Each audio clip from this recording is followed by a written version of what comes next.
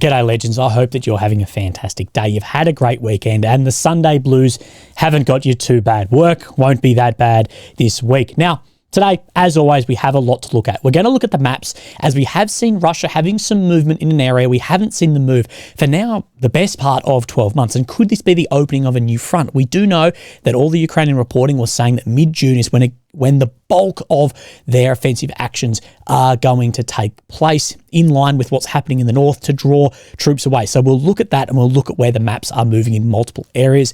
Overnight, Russia has launched a massive missile and drone wave against Ukraine. And we have some footage of that. It is very rare to get footage now of that due to the intelligence services has locked that down. We've had public apologies from people as well to show any of those strikes. So it is hard to confirm because everything you're relying on now is official reporting. You know how I feel about official reporting, but we have footage and we have some claims as well to show you there. We'll talk about losses, both Ukrainian and Russian. We need to talk about what Zelensky has said about a pause in the war. We'll talk about a peace march. We'll talk about some footage. We'll look at some barriers. We'll talk about HIMARS, a little bit of everything today.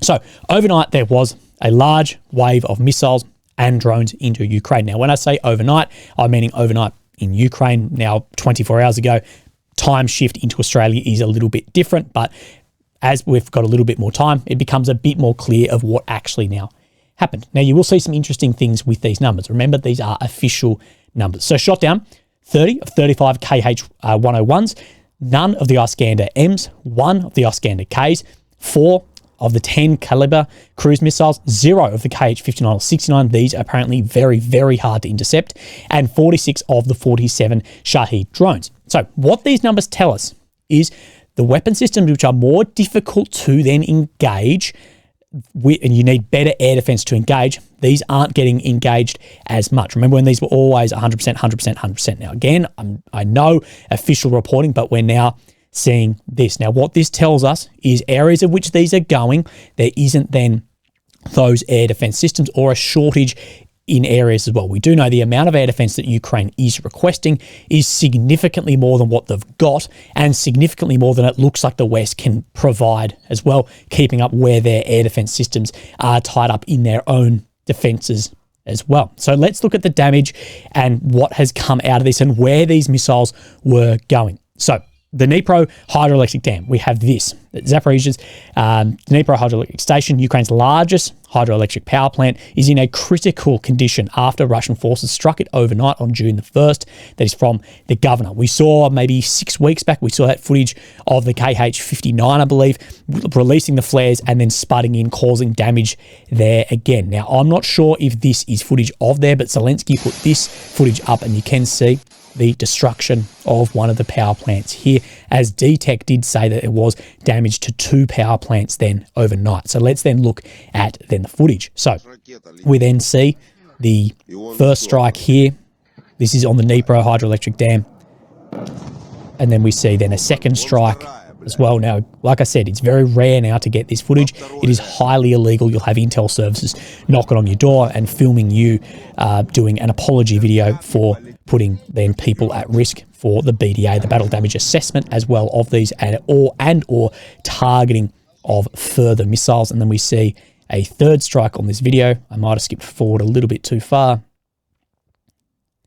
Just then here as well. So that third, that may have been a strike or an explosion of something electric from, I guess, the white light you see there. But again, rare then to see those. We have as well footage from strikes said to be in Lviv as well. Now, all of this will be on the Telegram if you want to watch it back and assess it for yourself. And then we see a strike there. What it hit, then we don't know. But let's look at where these missiles are coming from and then where these are then going. So we see the red are the X-101s, the yellow are the Shahed, the drones, the blue are the Calibers, and then the green and the greeny yellow, these are then the Iskanders. So you can see where these are fired from either planes or from ships, and as well outside of the territory or in occupied territory as well. Now, the majority of these targeting areas like Lviv, but you can see areas of which they are avoiding, like Kyiv, because of the amount of air defense that will then be in these locations. Now, we spoke just before about the limited air defense and where Ukraine will have to make sacrifices of air defense. Now, I think the strikes now going back to protect then Kharkiv will have an effect on this. We know that America has signed off that some weapon systems, not long-range stuff, but air defense and other systems can be used inside Russian territory up in the north. Now, we know that there's a lot of fabs being dropped on areas in occupied areas, but also then from Russian territory. Now, with a fab, it's not worth hitting the fab in the air with traditional missile air defense. You need to strike the plane before they are then released at 30 or 40 kilometers back. So I presume that now that has come out, there will be an allocation of air defense into the areas to try and hit those fabs, to try and stop or hit the planes, to try and stop Russian advancements in these areas. That said, with a finite amount of resource, it means coming from here, it's not being replaced. There's going to be limited air defense there, then it moved. So you may see an increase in successful strikes in other areas as that has opened up for strikes against tactical targets, having then frontline movements rather than strategic, economic, critical infrastructure targets as well. Now, I think this is going to be further exacerbated by when the F-16s come in. There's going to have to be multi-layered air defense allocated to those highly critical targets. So we're going to see, if not a heap more air defense comes in, maybe more successful striking in other areas. And this is the impossible game that Ukraine is weighing up, is if we've only got these systems, but we've got all these places to protect, well, some has to be unprotected and some is protected, and then that shift around on the front line. And we see the increase in successful striking as well as the interceptors aren't in massive amounts of numbers. But we see then those strikes overnight, time frame difference, but it's still, at least having a little bit further on, we get more footage and more idea of what exactly then happened. Now, there's been some very interesting map updates, but just to go on from what we then spoke about on back from Kharkiv into Belgorod, we can see that Russia has released photos of parts of HIMARS that have been fired across, as well as bomblets here too. So we do know that those American systems very quickly on have been getting fired from Kharkiv in support of Ukraine's attempt to push back the Russians on that northern advancement made there. So that'll lead us into the maps. Of course, we have Ukraine in the center, the capital of Kyiv.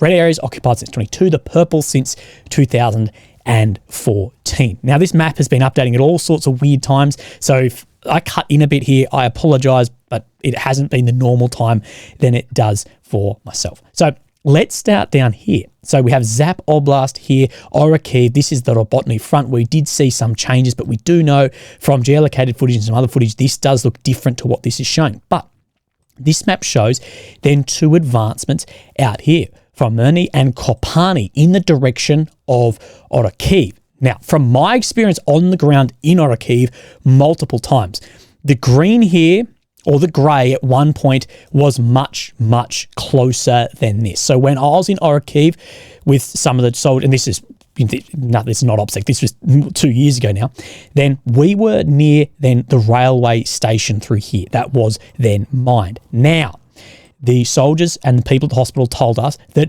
under a kilometre away were where the Russians were at that time. So talking up here somewhere is where they were telling us on the ground at the time then they were. So that green maybe should be larger than that. Could be wrong, could be not, but you could see from the large hill that sits just behind Orikhiv in here before this road goes down, you could see armoured vehicle movement and firing there too. And if those armoured vehicles are firing in here, well, the range of these isn't out to here. But that's just my 2 cents. But we see then these two front lines open up here. Now, what could this be going for? Well, it could be trying to navigate behind Ukrainian defensive works in here using the cover then of Russia's own defensive works sitting in here. And let's look at what some Ukrainian pages and some other maps are saying. So this Ukrainian page here is saying this: Russians have opened a new section of the front in Zap region, west and east of here. The advance could potentially reach our rear, which protects Robotny and Orikhiv, a key point of Ukrainian defense on Zap front. So could be going for the rear positions in here and put all of this in a very vulnerable then position. So let's have a look and see what then Syriac is showing the change on then this front. Now, what we like to see is when things actually line up map to map. And as we can see, Syriac is showing very, very similar amount of same ground in the exact same spot. So we do know 100% there was an advancement here. We haven't seen any movement here for a long time. During the last 24 hours, Russian army managed to make advances for the first time in months in the axis of here. So this is very interesting to see. He doesn't show this other one down here, but as it's being confirmed by the Ukrainian map, we'll say there was an advancement here as well. But as you can see, this is the Robotny front in here, and you can see how different Syriacs then look to Robotny. See this road where it turns slightly left if you're heading north. So this is showing almost fully under Russian control, as well as the Surovikin line here too. So this area is somewhere to watch. Now, he shows, and this isn't shown on then the Syriac, this Murni front here, we see movement out as well. So movement here, at least by Syriac, he's saying movement here, and at least movement out in this direction as well. So again, we don't know where the Russian major offensive that Ukraine has been telling us about, it's coming mid-June apparently, we don't know where that will launch. We've said in the east, in the south, could it be the north? I think there's probably going to be multiple plans drawn up, and it will be where is the most opportune. It will be reactionary to what Ukrainians' response is. And now that America is letting Ukraine fire across in the north, maybe they'll just avoid that whole north area and then focus down in the south or the east. And I believe that north was probably only ever a tactic to try and draw troops away and thin out areas there anyway. So very, very interesting to look at that. Now, let's have a look at some other areas on the front line, and I want to work my way north down. So Vovchansk here, we're getting a lot saying that the front line here has been stabilized by Ukraine, that Ukraine then have 70% of Vovchansk, shown pretty similar by this map, but we're not getting much geolocation, much anything out of here, so we don't really know, other than we know those weapons are now being fired, the American weapons, back across in defense of this area. Then we'll come down here, this better stove front here, where we did see some movement, not seeing much today, but then we'll talk about Stelmakivka, Rozivka area now as well. That is said to be some movement on this map here, on the Syriac. So let's just line up where he's talking. So this dot, this is better stove, then this is Stelmakivka, and this is Rozivka on these blue dots. So he's showing that there is a Russian gain out on some fronts here, but these are fairly similar to what the deep state is actually showing at the moment. But again, not confirmed, but we will see what's happening there. And we do know with this better stove, it does put areas down to the south of here under some more control and threat. So we may try and see a close-up of Novoselivsky, some areas here. But again, wait till multiple maps are showing then the same thing. Now, let's come down Bakhmut front. We'll talk about this. So this is Vesely, the other better stove, the other Belorivka in here. This gets confusing, I know, but let's look at this Vimimka front, as I'll call it, and what Syriac is saying in here. So this isn't the easiest to see, but you can see a Russian advancement and a Ukrainian advancement. Now, this is said train line. See, this train line turns almost dead west. This is that turn. So this map is saying, well, Syriac is saying, that Russia have a far more advancement up into than here. But Russian army failed to consolidate the captured positions north of Vesely, so north of Vesely here, causing this Ukrainian movement here. On the other hand, troops made new advances along the railway, taking control over a series of trenches, which are located 2.7 kilometers from the settlement of Vimimka. So up here, of course, this Seversk front, an area where we don't see really much movement now heading into years. And we have seen Russian command, Russian soldiers praising Ukraine's defense, particularly of this area. So it looked like it was going to have the traditional envelopment that we have seen in other areas for now a year and a half, and we haven't seen much movement. Now, come just south, Bakhmut. Everyone is very, very familiar with Bakhmut, and we can see this map is showing what we know. We know from helmet cam footage, from everything, that there has been Russian troops present in here for a while, but now it's saying that it's under Russian control just on the eastern outskirts of Chasiv Yar, but this break-in here. Now, I can't show you this footage, but this will be on the Telegram up here of this video. But what this video is showing, so we're talking right here, so just across from Kalinivka, so across this waterway here, we know some of these bridges are down. We see a vehicle drop off some Russian soldiers, get hit by a drone almost instantly, the vehicle move, and then the other soldiers move into the trees. We're not sure what the fate of this maybe smaller recon party actually was, but it doesn't seem to have been successful. But you can have look the footage yourself. Recent video showed to attempt by landing Russian force on the other side of the channel. The fate of these soldiers is still unknown, but all indications of the landing failed. On the other hand, Russian army took a large part of the Kalina, while the other is empty. However, it's premature to say that the town has been taken by the Russians, as Ukrainian army still controls warehouses located on the northern hill from where it monitors the enemy forces. Meanwhile, Russian troops advanced in this area, Botanical Reserve, trying to cross the canal on this axis. In addition, Russians were able to take new positions in Ivanovsky. So we're talking... Oops, sorry, just moved. So let's have a look, zoom out a little bit.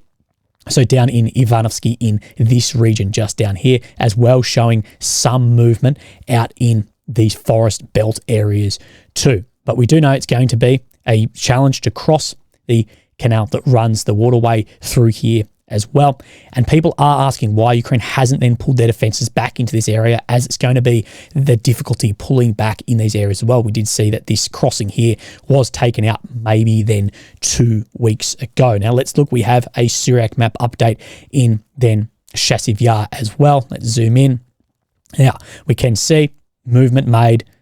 So this is the road then through Bodanivka as well, crossing right up through. So he's actually showing a lot more than deep state. So see where this road loops down? This is Kalinka Road here. So he's saying that all of this then is closed up. Now, like I've said, this grey zone in here, I doubt there's any troops in here. It may not be any Russians or any Ukrainians.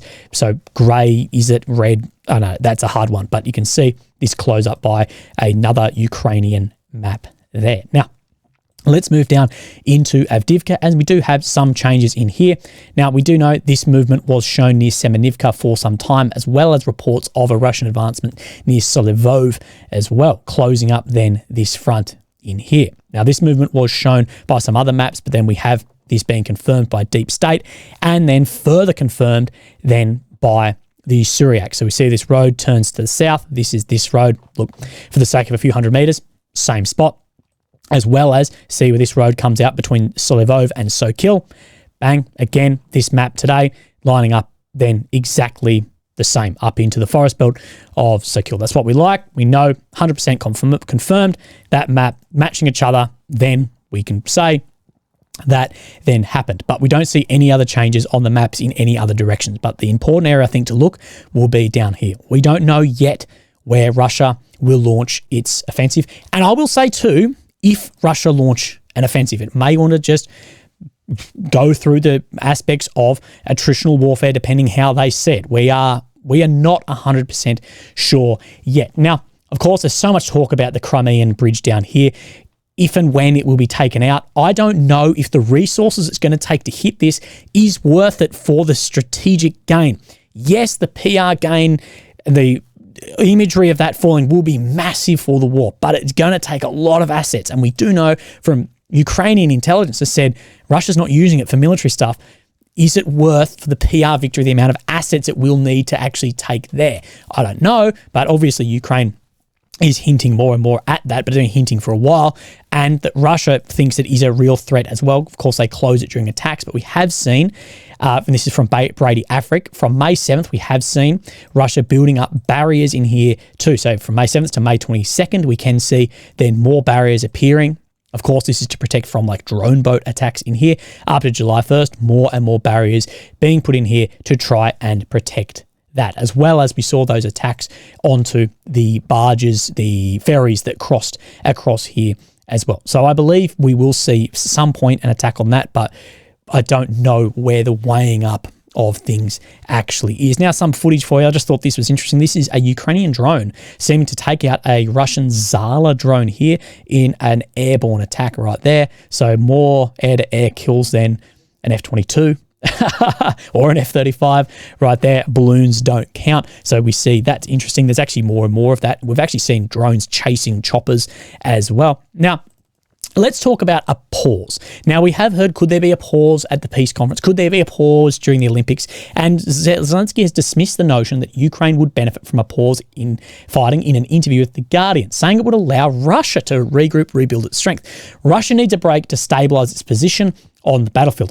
Russia has more equipment than we do, but it also have a deficit. It lacks experienced soldiers, artillery, shells, and missiles. We do know that these are getting backfilled seemingly very quickly, and the lack of soldiers, arty, and missiles from Russia seems to be in a far better position than it was 12 months ago, even 2 years ago.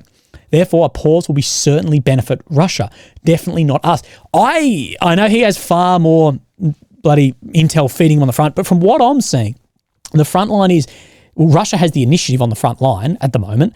Ukraine is the one needing to stabilise and stop that initiative Russia has and build up defensive works, of which we know in some areas have been a bit questionable.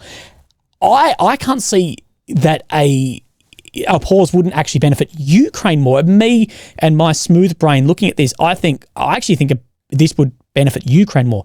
Ukraine has to have a mobilisation. That can still happen during a pause. They have to build defensive works. That can happen during a pause and have to move some equipment around. That can happen. I actually think this could help Ukraine more, but he seems not to think so.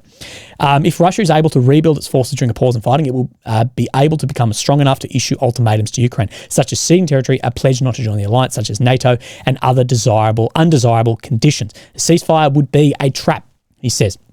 But can Russia get into a position where it can be strong enough to issue ultimatums and make then Ukraine maybe cede territory or not join NATO? We know, and an actual negotiation, like if it was like, yep, you guys have to have a settlement by the weekend, that this realistic situation on the front would be ceding territory and pledges for military. So where Ukraine is willing to start any negotiations by the 10-point peace plan, and what they say is, of course, a return to those 1991 borders, well, it needs to be won militarily. It's not going to be made through an office if both countries are starting at absolute opposite ends of the spectrum. Of course, as Russia now hold the initiative on then the front line. It will be interesting to see what will take place in the future on this war. Now, let's have a look at some losses. We've got some large claims. You know how I feel about numbers and losses, and I don't think losses of tens or hundreds of thousands of anyone is cause for celebration. But I can see why, for people involved in the fighting,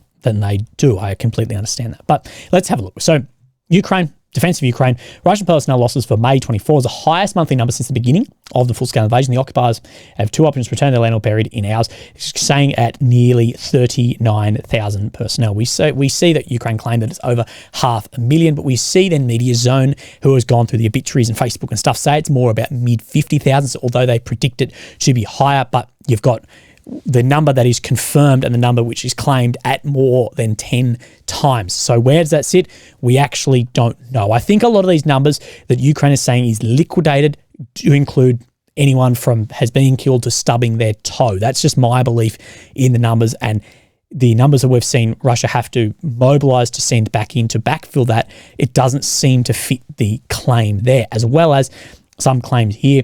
Born to fall, cannot fly. 9 Russian jets have been proven in May. A lot of people have questioned this, including a lot of Ukrainian pages, about the lack of evidence we've seen from aircraft going down, and 880 Russian armoured vehicles destroyed in May. But they're the Ukrainian claims. Then we have the Russian claims here as well, which, as you can see, do line up fairly similar. And people call out one but not the other. I'm here to say I think both sides, with the losses, are playing into informational propaganda space to fit a narrative. I don't believe that either are true. It could be more, it could be less. It's probably a lot less than you're claiming.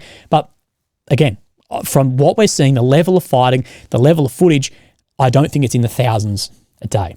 And the ability to continue fighting. I honestly believe if Russia is losing 1,000, 2,000 guys a day, yet still advancing, that actually is a really bad sign of the ability that they, and this is for now 2 years, the ability they have to mobilise, recruit, arm, and send in to still have movements on the front line. Anyway, the Russian armed forces are systemically reducing the combat potential of the armed forces of Ukraine. In May, the enemy lost more than 35,000 military personnel. This is from Russian Defense Minister Andrei Borisov, of course, the new one there.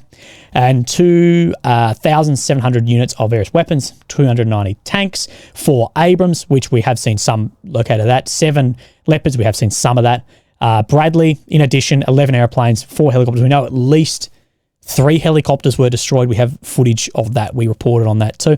So again, all these claims, whatever, this is to fit narratives, propagandas, whatever. I'm not saying that it's completely bullshit, but I'm saying when it comes to numbers on the front line, I like with people claiming strikes, unless there's footage of it, I just don't. For numbers on this war of casualty figures, it's going to come years after the war, and it'll still probably be then a range. But what we do know is the losses are very, very high. Ukraine is saying that they've lost about 30,000 guys, although Russia has had the artillery overmatch. We know most people are killed by artillery of 10 to 20 to 1 for now a long time. Russia is using, has fallen into the more attritional aspect of war, whether that will be victorious, Russia realizing that attritional warfare quicker or not. And then we don't know. Typically, you lose less guys in defense than offensive, and you can see who's been on the offensive more than defensive, blah, blah, blah. So, look, to speculate about it, my tip would be don't take any numbers as factual until after the war, and even then, we will see. So, Hungary has had a peace march. Now, of course, Viktor Orban has always been calling the leader of Hungary for peace and negotiations and this and that, leading people to put him as a puppet of President Putin. But let's have a look at what he said at this peace march. And a lot of the photographs show like a few people with a banner, but that is incorrect. There had tens of thousands of people rocked up to this peace march. This is just a screenshot that I took, but there are a hell of a lot of people at this. It's not just a little limited few. But what I will say in this as well is things like this democratically elected country populist vote, they're being used to try and get more votes back as well. And I'll be very, very interested to see what then former President Trump and President Biden have to say leading up to the election about this war. Where will their stance really be running in, especially with what the situation then looks like on the front? Now, and as you can tell, there are undertones of coming up for an election in here. But Orban says Europe must be prevented from rushing into war, into its own destruction. Europe today is preparing for war with daily announcements of the handing over of a new section of Road to Hell. Now, this is from a spokesman to the office here, this Zoltan guy. Zoltan, if you've ever seen, what's that fucking movie? Dude, Where's My Car? We're fighting for peace. We have to turn the European Union into a different direction to avoid war. The rhetoric coming from the direction of France, the United Kingdom, and Germany clearly wants war with the help of the US. We have seen, particularly France, talking about deployment of soldiers as well as more strikes in the UK as well. Germany, maybe not so much, but with the US and that, I can see leaning on this of how that looks. And to be honest, it does look like wanting wider war and further involvement into here. What is the nature of the future of this war? Well, I don't know. When we talk about casualties, sorry, one more thing I want to say is the casualty figures will rise incredibly sharply. We haven't seen the frontline move, realistically move, since, let's say, the end of 2022. I know Bakhmut, I know Avdiivka, I know the north sector up here, but I mean like properly move. But Russia's goals, we know, is to capture complete oblasts, and Ukraine's goals is to capture cities. Mariupol, Donetsk, Luhansk, Sevastopol, these are major areas. And the casualty figures it will take for Russia to achieve their goals or Ukraine to achieve their goals is going to be potentially way more than double of what it is now. And who can sustain that for the longest and who is willing to wear that hurt in now an attritional war? I believe everything from here, you're not going to be outmaneuver your enemy in this. It's going to be out-attrit through industrial capacity, willingness for losses and replacement of people as well. Anyway, legends, have a fantastic day. I'm going to go, one of my friends is cooking French onion soup, which is like one of my favorite foods ever, even if the French think it's like a peasant's food. I don't care. Have a great day. I'll speak to you tomorrow. Thank you. Bye-bye.